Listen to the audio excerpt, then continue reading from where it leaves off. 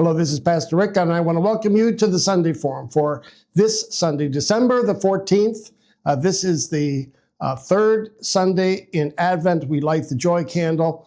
And our topic, boy, it's a fascinating one. We're going to take a look at Islam, and here is how I'm going to frame this topic of Islam. Is Islam a religion of peace, as they claim, or is it a perennial enemy of the West? All right, I have to say that's the elephant in the room, because if you watch the news any given evening, there are always clips about violence, either among Muslims or here in the United States or around the world. And so we've gotten the impression that it is a violent religion or one that's always at odds with the West. And yet, if you talk to Muslims, especially here in the United States, but around the world, they'd say, no, we're a religion of peace. Now, here's the thing. Muslims here in the United States, especially because they're a minority, they're just so frustrated. They're always being attacked as being violent, as always being the problem. And so here we'll find a Muslim speaker who tries to point away not only from Islam being violent, but religion being the cause of violence. Hear how she tries to defend her own community and religion at large. Enjoy. When we read news headlines about terrorism or acts of violence committed in the name of religion, the popular knee-jerk reaction is to think, well, no surprise. Religion is always the cause of violence. Fact, the world would be a better place without religion. But the problem with saying that religion causes violence is that it ignores all of the secular ideologies that have caused violence. The French Revolution, often said to have been rooted in principles like liberalism and the Enlightenment, led to 40,000 beheadings. World War I, grounded in nationalism, claimed the lives of 15 million people. World War II, grounded in fascism, claimed the lives of 60 million people plus. The reality is it's neither religious nor secular content that spurs violence. Rather, the potential for violence is rooted in things like xenophobia, political instability, war trauma, and groups vying for power and resources. Read our paper, Forever on Trial. Now, here's what you should know, that Muslims here in the United States are quite numerous, 4.5 million. It's about 1.4% of the population, so it is the third largest religion in the United States. In comparison, Jews would be about 2.5% of the population, Muslims 1.4%. And yet it's known as the most diverse, culturally, most diverse religion in the United States. I mean, you've got Somalis, Muslims in Minneapolis, you've got Black Muslims in Chicago, Arabs in Michigan, Palestinians in New York, and of course the mayor himself. And so Muslims are rising up and taking responsibility and leadership in the United States. And for some, that's the American dream. And for others, that's a nightmare. So let's begin by lifting up an irony. And the irony is that there's a lot of commonalities among Islam and Christianity. You'd think we would get along. After all, we have the common father, Abraham. We share many of the scriptures together, recognize the prophets, Moses, and they recognize Jesus as a prophet. And they're grounded in Greek thought. They're really lift up democracy. So you'd think there would be some commonalities, and yet we have been at conflict. I'm saying the West, especially Europe, with Muslims for generations and generations. And so that's the irony. There should be some commonalities, but there aren't. We don't really know the history of many Arab nations. We don't really know much about Islam, and therefore not knowing their stories, there's a lot of confusion.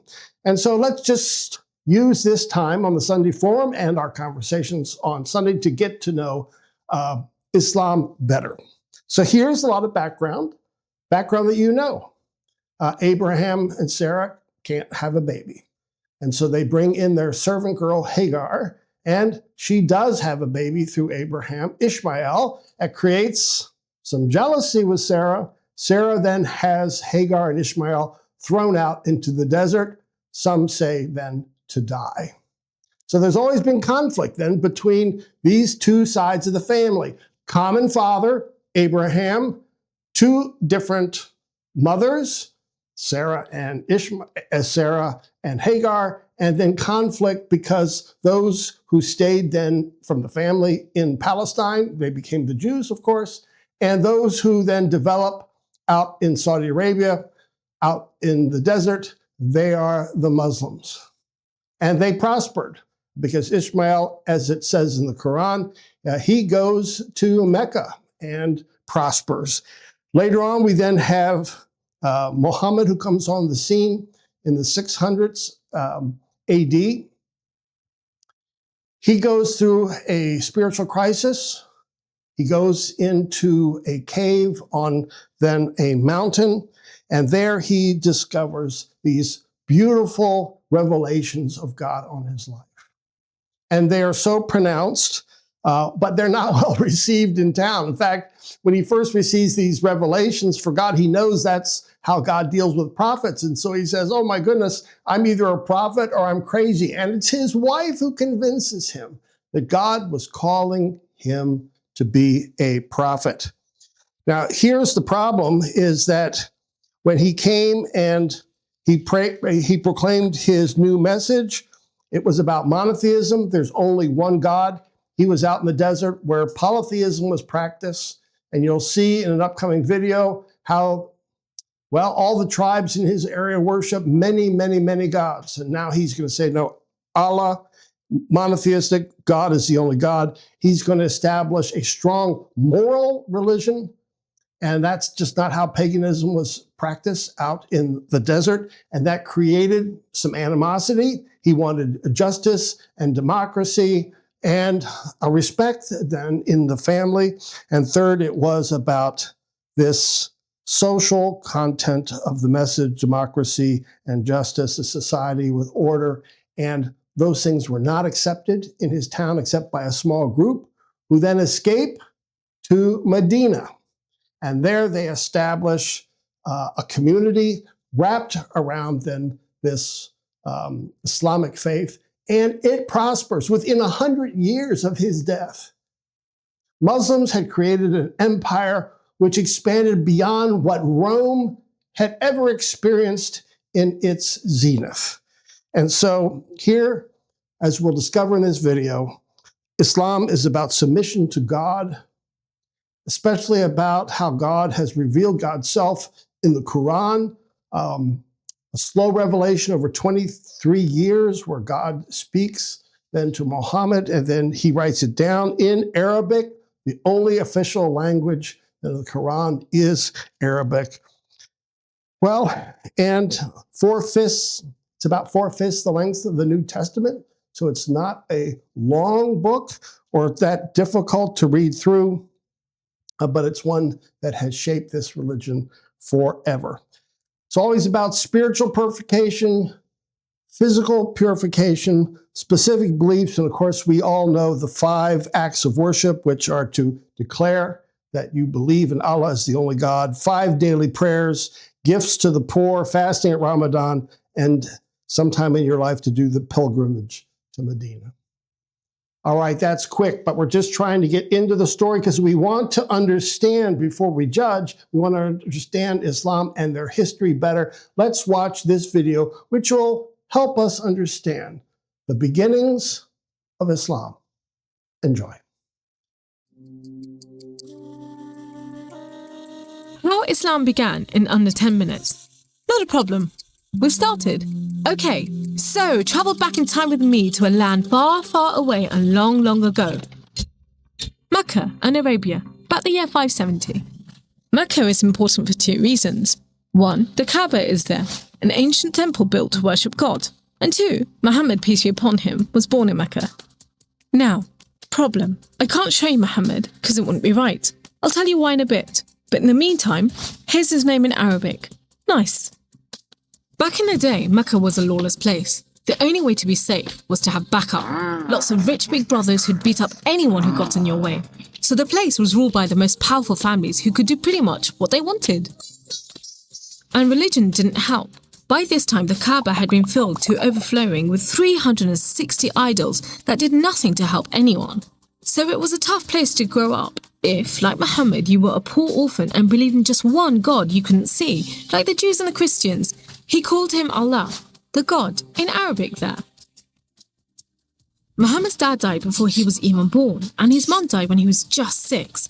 So he was brought up by his grandfather, Abdul Muttalib, and then, when he died too, by his uncle, Abu Talib, who had the respect of the city's ruling families, so Muhammad was safe for the time being.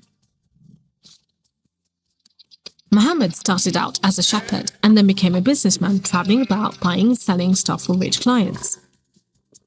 When he did some work for a rich widow called Khadija, she was so impressed by his honesty and skill that they ended up getting married. And for a while, it looked like Muhammad was going places. Well, he was, but not how you think. Every year in the month of Ramadan, different calendar, different names for the months, there was a big party around the Kaaba when people made sacrifices to the idols. Muhammad hated it, so he'd get out of town and sleep in a cave he'd found on top of a nearby mountain. One night, Muhammad's praying to Allah when wham! There's the angel Jibreel, you might say Gabriel, standing right in front of him. Read, says the angel, but Muhammad couldn't read. No schools, you see. Jibreel keeps on at him. 3 times he says, read. Then he grabs hold of Muhammad and wham! Again, it's like Muhammad's learnt the words off by heart. So he recites the message out loud.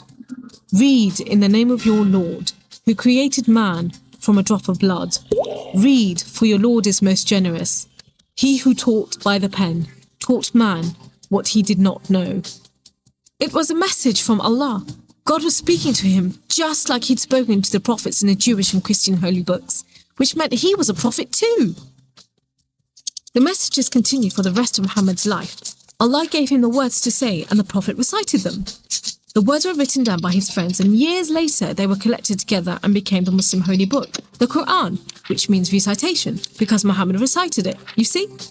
Anyway, that was much later, so back to the night of power.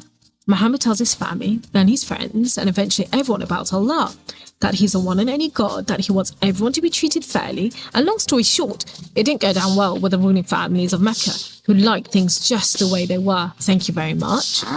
You see, Islam means obedience to Allah, and Muslim means someone who obeys Allah, and the ruling families didn't want anyone obeying anyone else but them. So the people who believed in Muhammad's message, the Muslims, were given a hard time. Some were even tortured and killed. A few of them managed to escape to Abyssinia, Ethiopia. But most were stuck in Mecca. Muhammad also had to cope with the death of his wife, and then just a few weeks later, his uncle too. Feeling very down, he went to the Kaaba to pray to Allah one night. Then, the weirdest thing happened. Jibreel turns up, sits him on a winged horse called Al-Buraq and flies him all the way from Mecca to Jerusalem. He prays with all the prophets who've ever lived. Then, he's taken up to the heavens to chat with some of the prophets, and then into paradise itself, where Allah tells Muhammad to pray 5 times a day and to stay strong. He's returned to Jerusalem and then flies back to the Kaaba in Mecca. We call it the night journey, and Muslims still argue whether it was a real experience or a vision, but whatever, it gave Muhammad a much-needed boost, and just as well, because there were more tough times ahead. So, there was this other city called Yathrib. The people there heard about Muhammad and his message, and invited him and his followers to join them. A few at a time, the Muslims left Mecca and made a dangerous journey across the desert to Yathrib. It's known as a hijra, which means migration, you know, like birds do. Muhammad and a few of his friends stayed in Mecca until everyone had got away and then made plans for their own escape. But the ruling families wanted to kill Muhammad while they still could, so 7 sons, one from each family, were sent in the middle of the night to stab the Prophet while he slept. But he was way ahead of them, and when they burst into the house, Muhammad was gone. Trackers were sent out to hunt him down. Muhammad and his best friend Abu Bakr took a roundabout route to try and shake off the pursuit, but the trackers were too good and slowly gained on them. So Muhammad and Abu Bakr hid in a cave and prayed that no one found them. The trackers found the cave all right, but they didn't bother going in to search. There was no way Muhammad could be inside, they thought. There was a spider's web over the mouth of the cave and a nesting bird at the entrance. He must have given them the slip. So off they went, leaving Muhammad and Abu Bakr protected by a spider and a bird. Muhammad made it safely to Yathrib, which was renamed Medina al-Nabi, the city of the Prophet, but most people just call it Medina. But Muhammad's worries weren't over yet. There were 3 big battles between the Muslims and the Meccans. First, the Battle of Badr, when Muhammad and just 313 men faced 1,000 Meccan soldiers. Miraculously, the Muslims won. Then there was the Battle of Uhud, which didn't go so well. Some of Muhammad's men disobeyed his orders and ran off during the battle to raid the Meccans' camp, and so the Muslims were outmaneuvered. Then there was the Battle of the Trench. Medina was protected on 3 sides by mountains, so when the Meccan forces advanced in the city, the Muslims just dug a deep trench. The Meccans made camp, but the weather was terrible. Pouring rain put out their fires and howling winds blew down their tents. Eventually they gave up and went back to Mecca. It was all a bit embarrassing. They were losing the respect of the local tribes who were flocking to join the Muslims. So a peace treaty was signed at Hudaybiyah. But it wasn't long before the Meccans broke it. Muhammad decided that enough was enough. By now he had over 10,000 men, so he led them across the desert to Mecca. The ruling families realized they'd made a huge mistake, but it was too late. All they could do was surrender and hope that the Muslim army killed them quickly. But Muhammad said there should be no more fighting. He rode into Mecca and went straight to the Kaaba. He circled it 7 times anti-clockwise and smashed all the idols, rededicating the Kaaba to Allah. And that's why I'm not going to show you Muhammad. The Muslims wanted to make it totally clear that they only worship the one unseen God. So they didn't have any pictures of Muhammad in case anyone thought he was an idol, and they didn't have any pictures of Allah because he's like nothing on earth, so it would be impossible to draw him anyway. So there you go. How Islam began in under 10 minutes. How did I do?